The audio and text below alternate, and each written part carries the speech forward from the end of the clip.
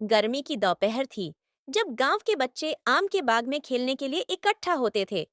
रोहित, जो कि गांव के एक साधारण किसान परिवार का बेटा था, हमेशा अपनी मासूमियत और खुशमिजाज स्वभाव के लिए जाना जाता था।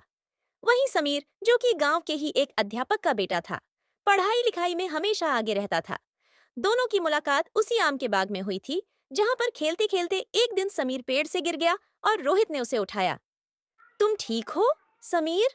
रोहित ने पूछा, जब उसने समीर को गिरते हुए देखा।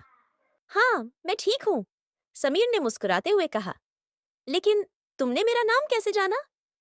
रोहित ने हंसते हुए कहा, हम सब एक ही गांव में रहते हैं, नाम तो सभी को पता है। यहीं से दोनों के बीच दोस्ती की शुरुआत हुई। दोनों हमेशा साथ साथ खेलने लगे, चाहे गांव के मेले में जाना हो या खेतों में भाग दौड़ करना। दोनों हमेशा एक दूसरे के साथ होते थे। समय बीता और दोनों गांव के सरकारी स्कूल में दाखिल हुए। समीर पढ़ाई में बहुत तेज था, जबकि रोहित को पढ़ाई में ज्यादा दिलचस्पी नहीं थी। लेकिन उनकी दोस्ती पर इसका कोई असर नहीं पड़ा। समीर हमेशा रोहित की मदद करता और रोहित अपनी मेहनत से समीर का हर तरह से साथ देता। एक दिन गणित की परीक्षा थी और रोहित को बहुत डर लग रहा था। उसने समीर से कहा, समीर, मुझे गणित बिल्कुल समझ में नहीं आता, मैं इस बार फेल हो जाऊंगा। समीर ने उसके कंधे पर हाथ रखते हुए कहा, तुम चिंता मत करो, मैं तुम्हें आज रात गणित के सभी सवाल समझा दूंगा। तुम कोशिश तो करो। रात को दोनों ने गांव के तालाब के किनारे बैठकर पढ़ाई की। समीर ने धैर्यपूर्वक रोहित को समझाया और अगली सुबह परीक्षा में रोहित ने अच्छे नंबर हासिल किए। यह घटना उनकी समय के साथ दोनों की उम्र बढ़ी और उनके परिवारों ने उनकी भविष्य की योजनाओं पर विचार करना शुरू किया। रोहित के पिता चाहते थे कि वह उनके साथ खेती में हाथ बंटाए, जबकि समीर के माता पिता उसे आगे पढ़ाई के लिए शहर भेजना चाहते थे।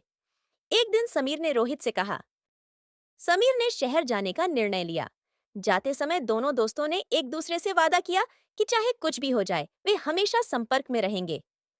समीर ने शहर में दाखिला ले लिया और पढ़ाई में पूरी तरह डूब गया। लेकिन शहर की चकाचौंध और व्यस्तता ने धीरे धीरे उसे गांव और रोहित से दूर कर दिया। रोहित, जो अब अपने परिवार के साथ खेती में व्यस्त था, समीर को याद करता था।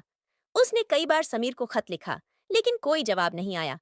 उसे महसूस हुआ कि समीर अब अपने नए जीवन में व्यस्त हो गया है और यह विचार उसे अंदर से तोड़ने लगा। गांव में रोहित की जिम्मेदारियां बढ़ गई थीं। उसके पिता की तबीयत खराब हो गई और पूरा खेत का काम अब रोहित के कंधों पर आ गया। वहीं दूसरी ओर समीर शहर में एक अच्छी नौकरी पाने में सफल हो गया था।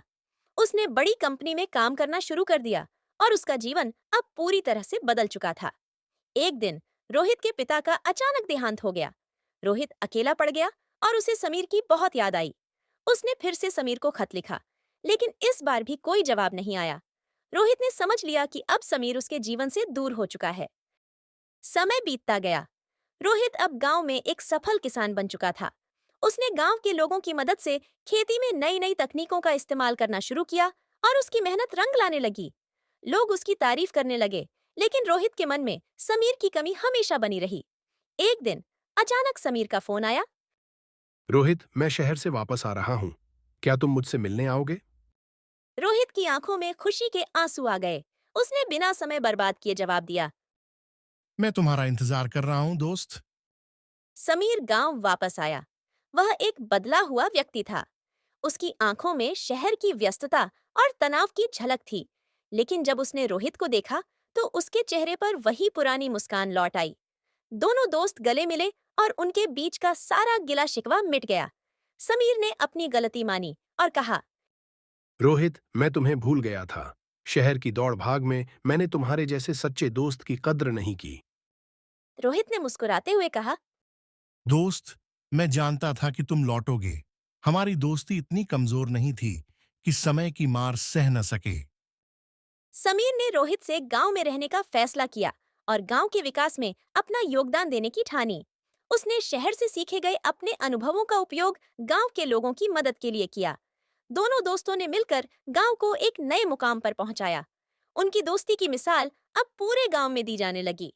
लोग कहते थे कि सच्ची दोस्ती वही होती है जो समय के साथ और मजबूत होती जाए।